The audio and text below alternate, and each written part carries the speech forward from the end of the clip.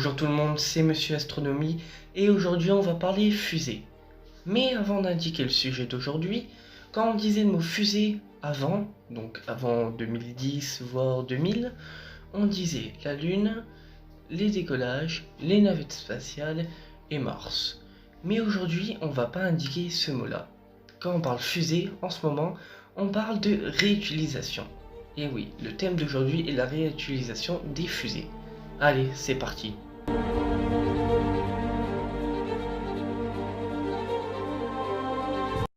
Bon allez, maintenant qu'on connaît le sujet de la vidéo, on va partir de la préhistoire de la réutilisation.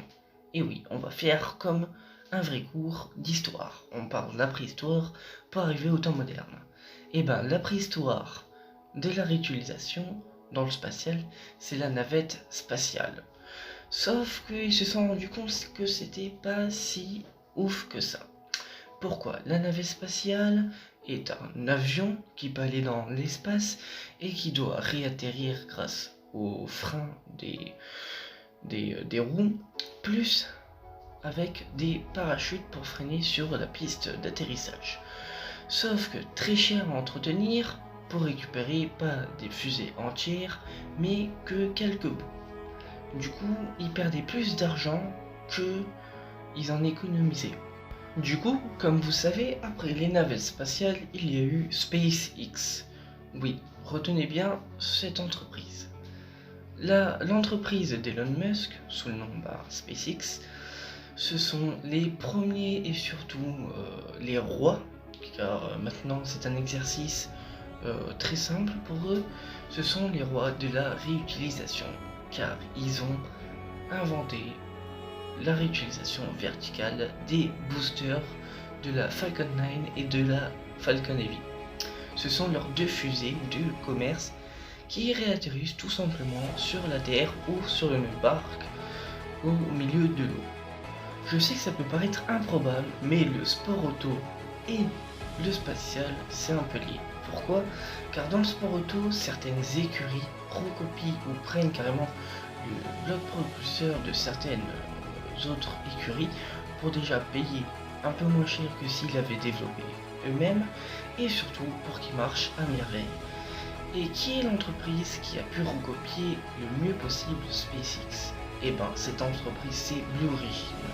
Blue Origin, fondée en 2000 par Jeff Bezos, oui c'est le créateur d'Amazon et aussi l'homme le plus riche du monde, et ben ils ont essayé de recopier SpaceX pour la réutilisation de leur booster à la verticale. Et ben ils ont bien réussi, car depuis quelques années, ils enchaînent les tests à plus de 100 km d'altitude et leur booster réatterrit presque toujours en merveilleux état. Après SpaceX et Blue Origin qui atterrissent verticalement, on a Rocket Lab, entreprise américaine qui utilise un parachute. Qui vont plus tard utiliser. Pour ceux qui connaissent pas trop le spatial, ils vont se dire ok, un parachute, ça atterrit dans l'eau ou après sur Terre, et c'est bon, ils viennent la récupérer et tout est réglé, c'est facile. Pourquoi SpaceX n'a pas utilisé ça? Ah ben, déjà parce que SpaceX, la fusée réatterrit tout seul et c'est stylé. Et surtout, un parachute, si ça atterrit dans l'eau, la fusée elle va pas trop aimer l'eau.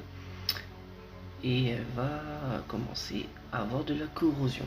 Et ça, c'est pas bien car elle va être irréutilisable.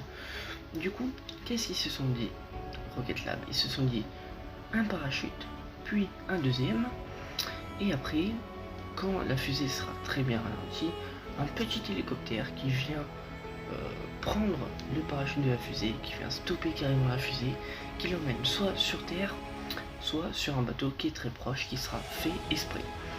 Et du coup, ils ont déjà fait un test où un hélico tenait une petite fusée, en gros, une sorte de maquette de fusée, et un deuxième hélico qui allait récupérer cette fusée. Ils se sont mis à un peu plus de 1500 mètres, et le premier hélico a lâché, on va dire, la fusée, même si c'est pas la vraie fusée.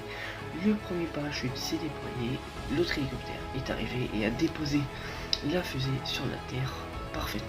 Du coup, on attend de voir ça en réel et ça sera parfait. Et du coup voilà, c'est déjà la fin de cette vidéo. J'espère que cette vidéo sur le thème de la réutilisation des fusées vous aura plu. Si vous voulez, vous pouvez liker, abonner et tout le reste, surtout la cloche.